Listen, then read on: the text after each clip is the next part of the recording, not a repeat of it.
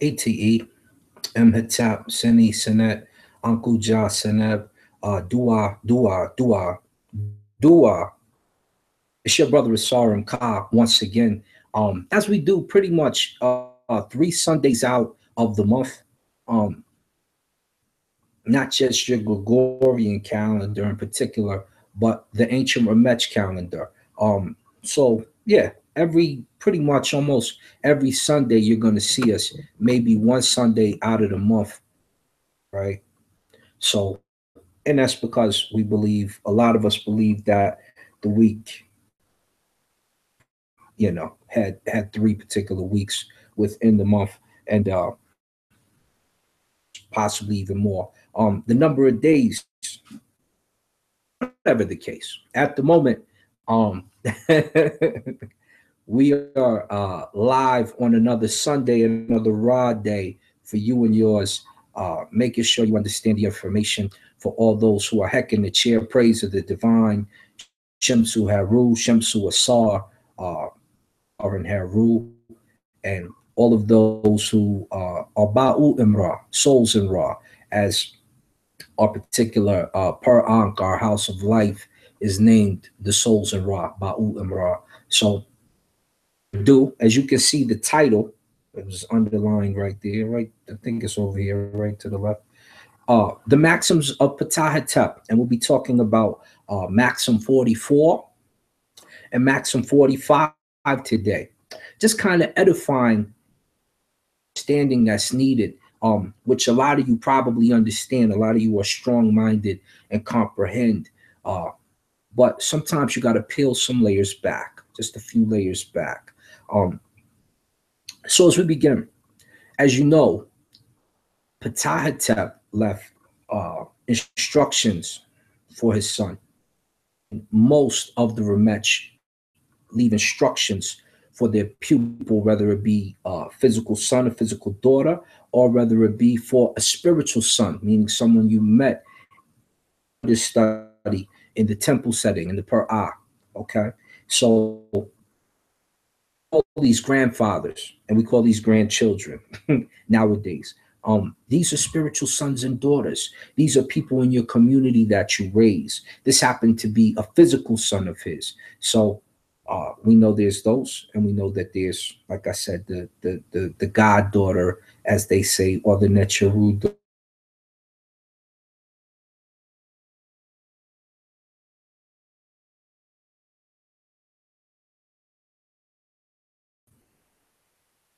So when you see youth get on TV nowadays and they say things like, well, the elders ain't leave us nothing. The OG ain't leave us nothing. I don't have no direction. I don't see nothing. Some of them are right, but some of them are just blind. Fails, we still have written hymns in place. Okay. And these hymns transcend not just your everyday life, but they transcend so far down the line that other cultures begin to inherit them. And thus, maxims become psalms, become Quranic verses, become Krishna verses, become et cetera, on down the line. But anyway, speaking of these two particular maxims, um, we start with Maxim 44. And first I'll read it, then we'll start to break some things down. So Maxim 44 states, control your mouth, and you shall be recognized among the dignitaries. May your testimony be complete in the presence of your Lord. Act so that he may say, son, who hear that say, happy is the one for whom he is born. Rest your heart at the moment you speak. May you utter elevated things, so that the nobles who listen say, what comes out of his mouth. So when you talk about this particular maxim, there are a couple things that draw you first and foremost. The first thing is hold your heart and control your mouth. How many people do you know nowadays drop F-bombs on a regular basis? How many people do you know in your community that drop the N-word, whether they be black, whether they be Asian, whether they be Arab, whether they be white? Right. It's it's it's it's undoubtedly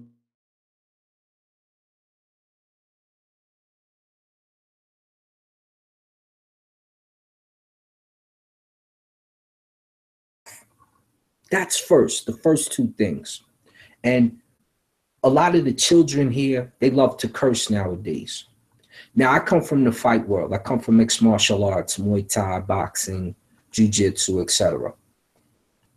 But every time I see a speech from one of these new fighters, they think it's cute now. There was a couple fighters who said it. It was in their personality. Man,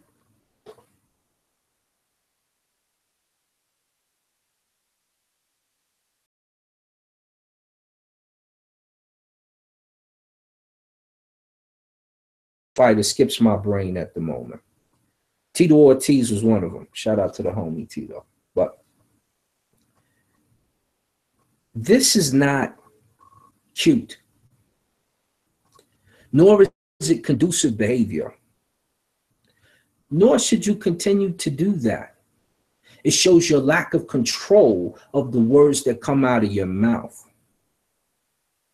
The bad thing is that kids start to see this and kids start to say this type of stuff because they think it's cute. Next thing you know, you have a whole culture of people who use this type of language, this type of profanity on a regular basis. I was just checking with my brothers the other day in London after we did my brother Kalam show. And I had to check a brother in. He's a good brother. We just happen to have it. We just discussing and going over stuff. But I told him, I said, you say the F word so much, but tell me an African language that uses that word. I'll wait. And you can't really find it because African languages have a different respect for the word. So if you have it in the language now, it's probably a new word. But you generally won't find it in the more ancient terms. You don't have it in such a fashion. You have a more respectful term for the act of sex and making love. But that was just one particular example that I was given to him.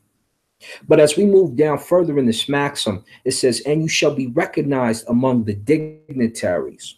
So once again, we know Ptah Hotep is giving this to someone who will be amongst dignitaries, nobles, people of the royal house, people around the Nisu, the king, people around the royal queen.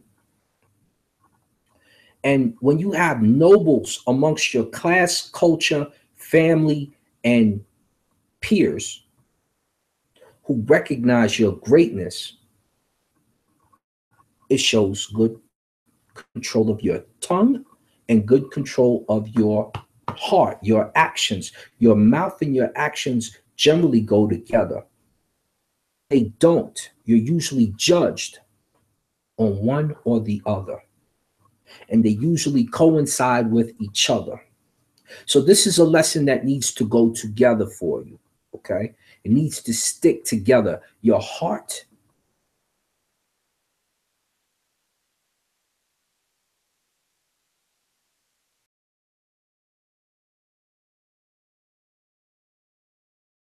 understand? And when good things come out of your heart, they generally exude from your mouth, and people around you who are dignified and noble will recognize you in a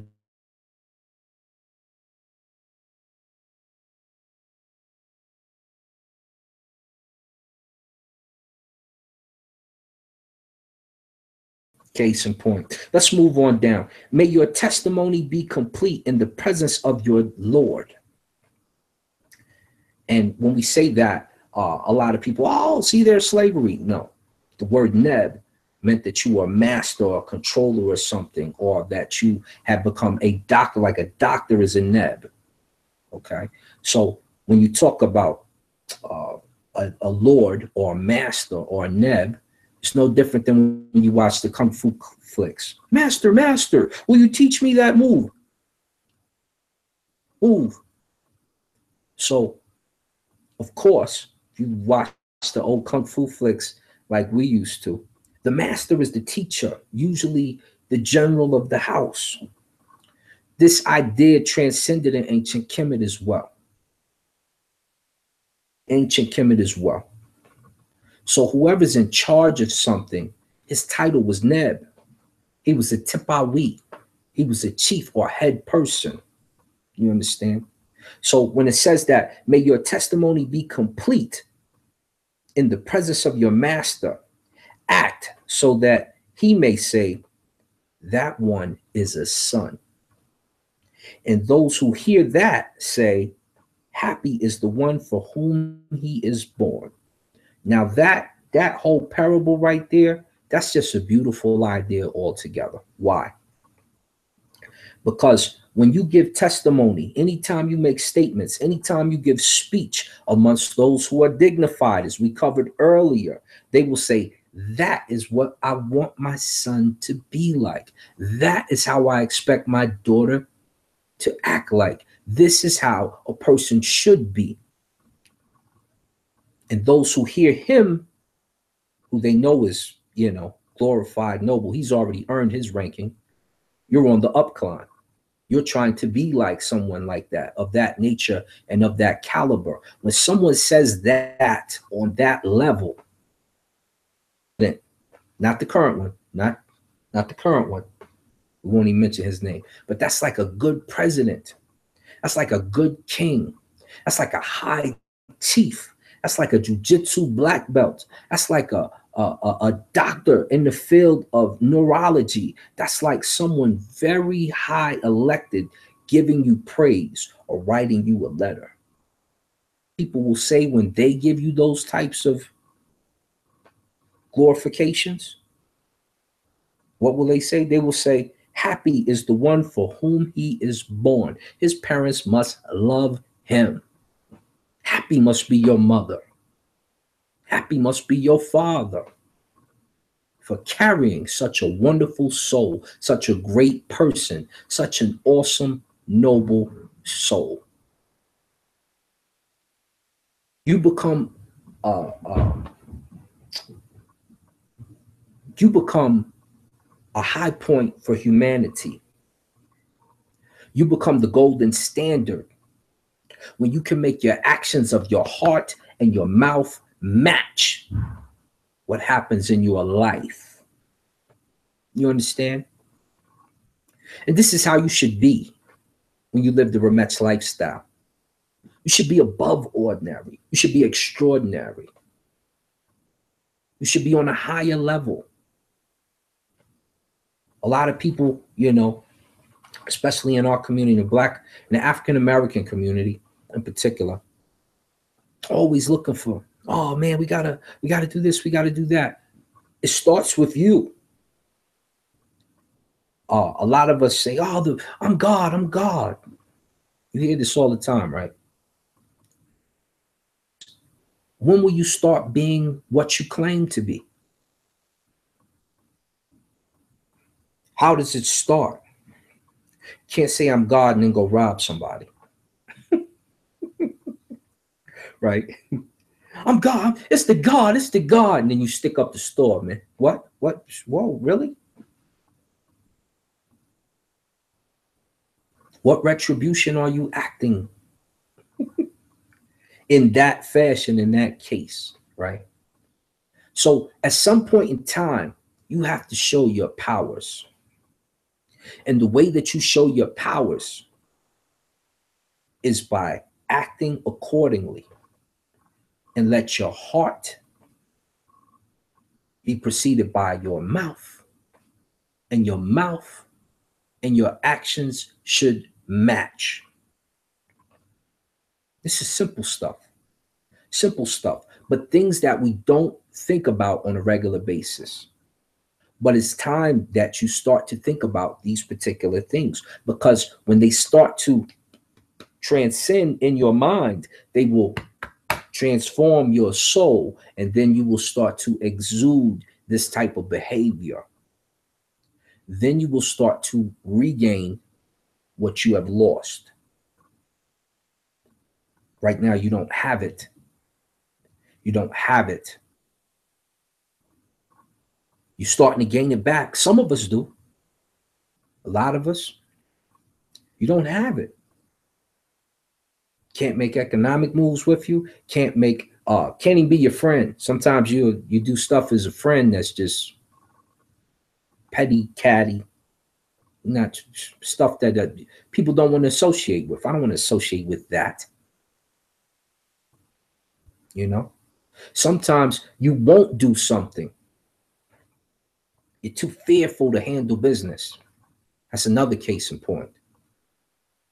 Sometimes you imitate others instead of acting like yourself. That's another case where I don't want to deal with that. That's not dignified at all. Those are things that we're not into, right? So we definitely want to, like I said, let the heart lead the way. Let the mouth exude what you say, and let your actions save the day. Let's go further. Rest your heart at the moment you speak. May you utter elevated things, so that the nobles who listen say, how beautiful what comes out of his mouth. You understand that? That just brought it home. That just brought it home. You always hear me say bring it home, but that truly brings what we just read and what we just broke down home. Because when I speak and my speech matches my heart, I can rest my heart. I know my heart does not have to worry, because my speech will personify greatness, whatever I say, or it won't be said. It won't be said 9 times out of 10, right? At least not in the public, it won't be said. So choose your words carefully when you speak to an audience, when you speak even in secret counsel, you speak amongst your partners. Me and my partners are wild. We talk in a way that, sometimes is not exemplary, right? Stay in the house. There's certain friends you're going to have, which you grew up with, which you may never change your mannerisms around. But when you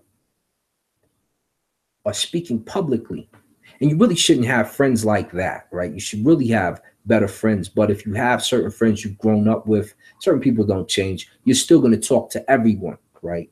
And you're going to speak the speech to communicate to the person you're around.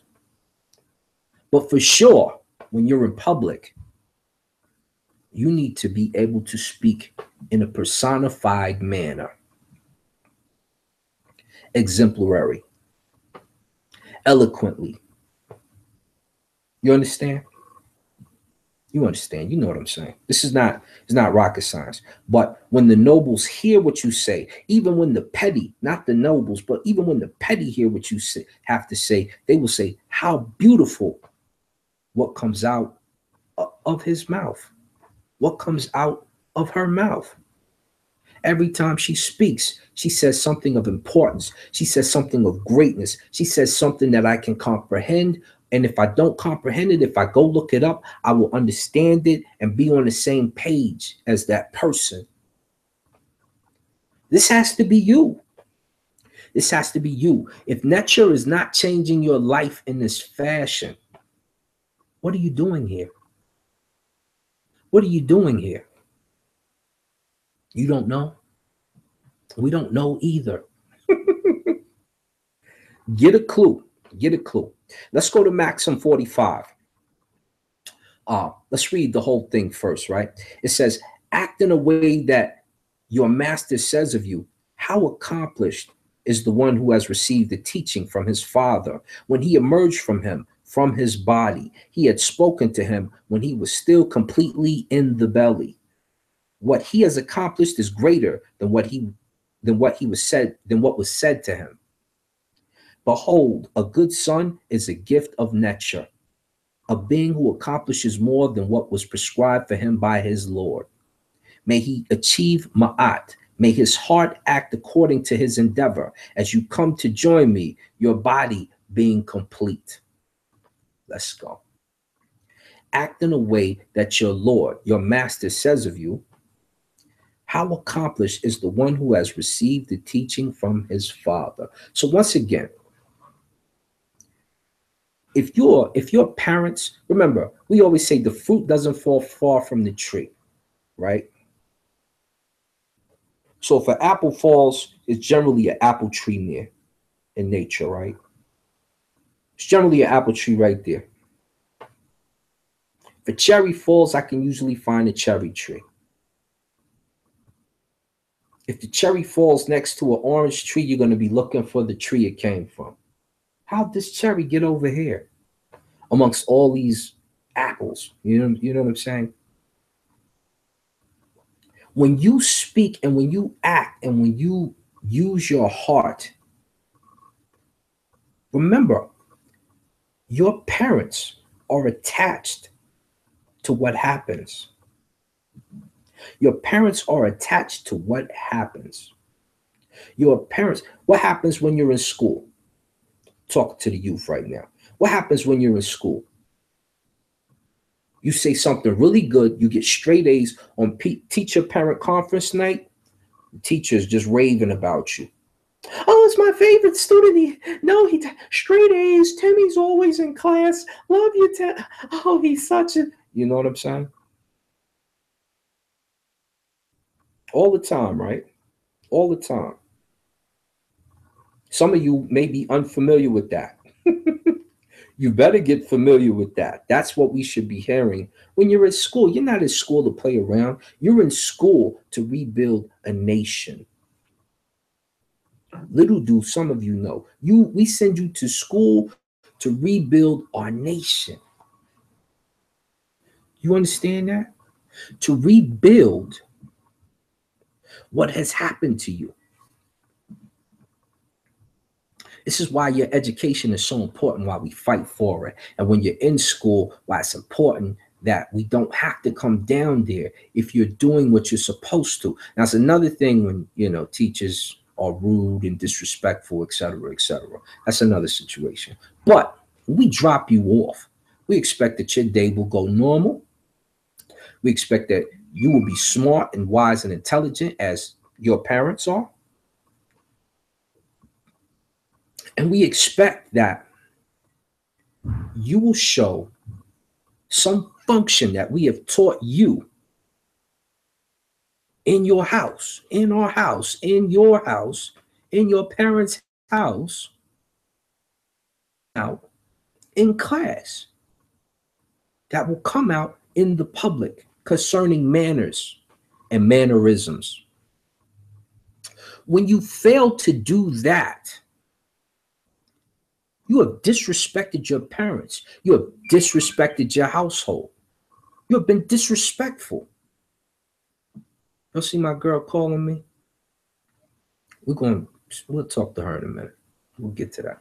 But you've been disrespectful when that happens. You don't want to shame your parents' name. You don't want to shame your grandparents' name. You shame your family name. Like that anymore. Some of you forget what family is about. Some of you have never been close to your family, so it doesn't matter. But what happens if you start a family and you got a bad name attached to it, the new family? These are the things you need to think about. This is what should go through your mind. Let's go further. How accomplished is the one who has received the teaching from his father when he emerged from him, from his body. He had spoken to him when he was still completely. So to my parents, and we do this all the time, I'm going to throw a few things at you. Number one, the mother is pregnant. It's important that a father come around and talk to the tummy, talk to the baby in the womb before he comes into the world. Pray for the baby in the womb before he comes into the world, before she comes into existence in this world. Mother, talk to the baby. Align yourself with greatness and goodness. Nefer, good. Nefer netcher, good things from netcher. The whole pregnancy for 9 months. For 9 months.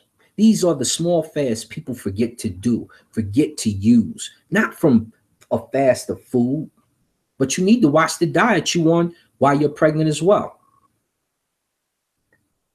You shouldn't be smoking while you're in labor, while you're laboring a child, carrying a pregnancy.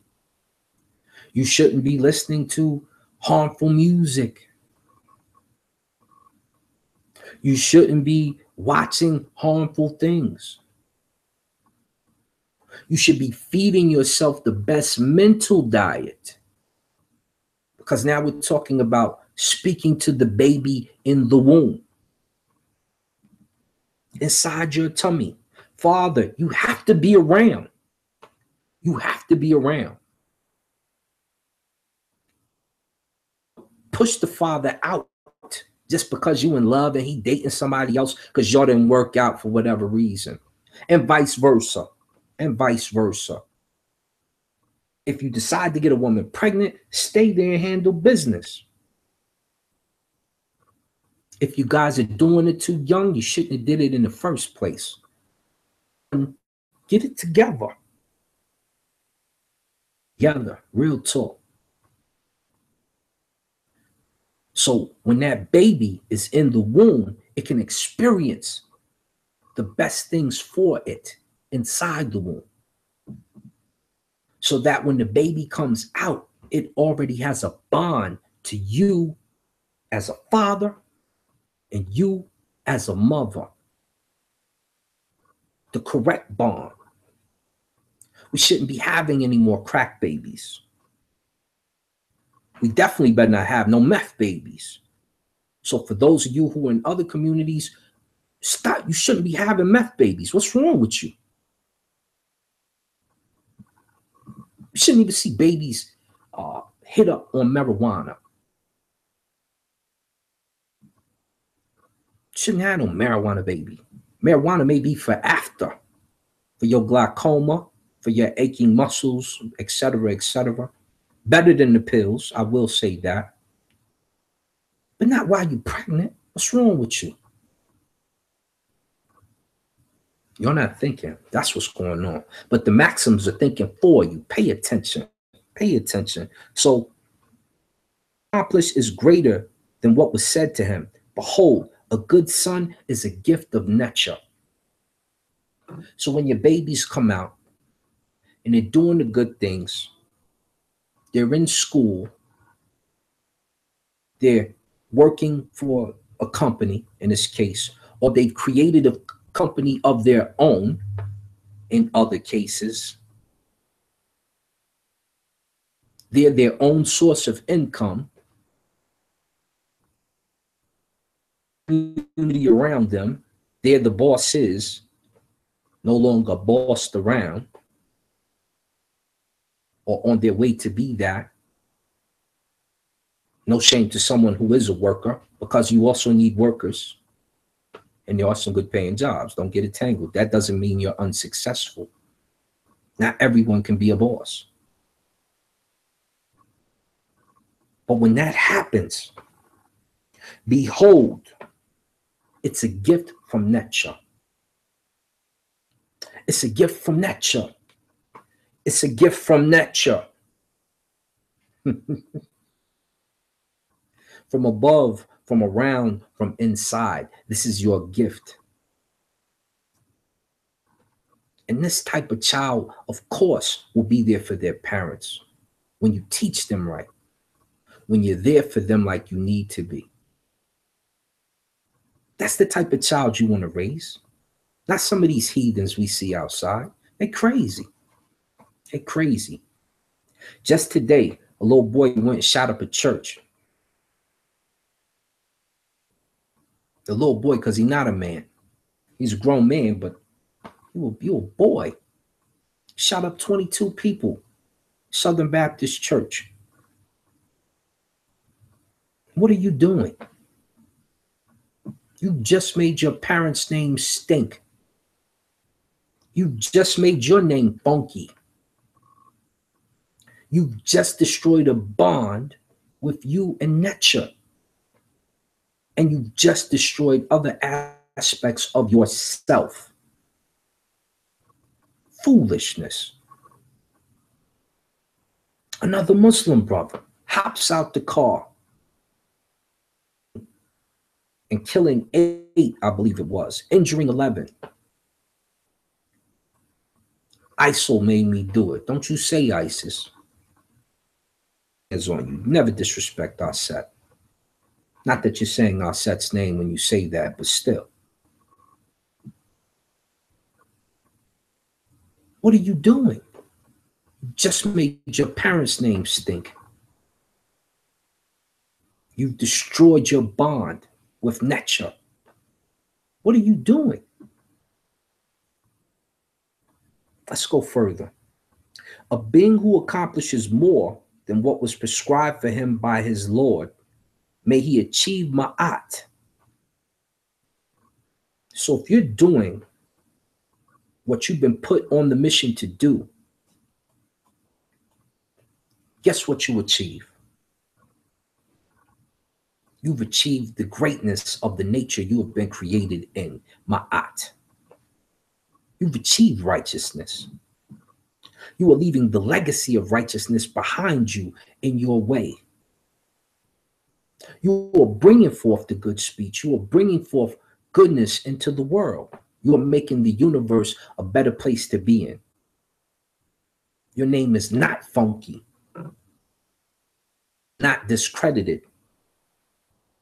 And that carries weight with your parents who raised you and who made you.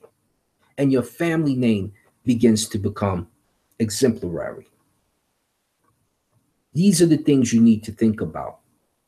These are the things that make universal truth. This is what makes you a good person. This is how we weigh things on the scale. When we sit back and look at your life, you can do this in stages of 5 to 10. You can do this in days. You can do this over weeks. We can go a week and we can look at what we did that week and write down some of the main happenings and some of the bad happenings. And then we can go another week, good and the bad, and we can gauge what was the better week? What was the better action? Did I achieve ma'at in that week? What did I do right? What did I do wrong? Week to week, from a day to day, from a year to year basis, month to month, etc. Use your balance. Use your gauges to know when you need a corrective plan, when you need corrective action, when you need to have that sit down with yourself in the mirror, when you need to meditate, when you need to pray. You should be doing it 3 times a day.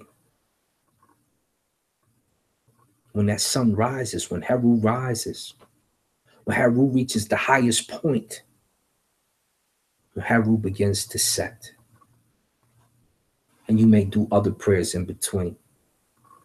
It's very important to remind yourself of who you are so you can be a Sar. That's not a joke. That's real talk. May his heart act according to his endeavor as you come to join me, your body being complete. The heart should always exude the actions. You never do it. A complete body is a body that is in unison, mind, body, and soul, all together, all together. If the action is unwarranted or unwanted or something that you know will annoy not just somebody, but you feel compromised when you're doing it, why are you doing it? For what? What are you doing it for? Don't. Don't do it. Because you're compromising yourself, you're compromising your heart. And what you do with your heart will come out of your mouth. What comes out of your mouth will show in your actions. Don't do it. This is not rocket science. This is ma'at. That's all. That's all. So remember who you are and be in the SAR. Go over the maxims. Let them embed themselves inside of your spirit and soul. So your actions and your activities will start to reflect what's truly in your heart. Uncle Jasineb, thanks for listening. We'll see you soon.